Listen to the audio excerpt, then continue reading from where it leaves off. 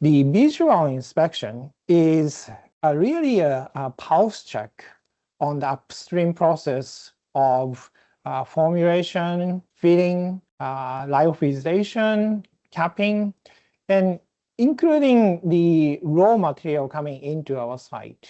And it really is a process monitoring tool.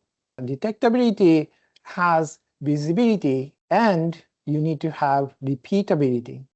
And it's in this repeatability that automated visual inspection excels well above the manual visual inspection. And what it means for our client is that we have a better sensitivity to detect any issues and prevent batches going out to the market and tarnishing their reputations, or even have a recall because we didn't notice the adverse shift that was happening in our upstream process.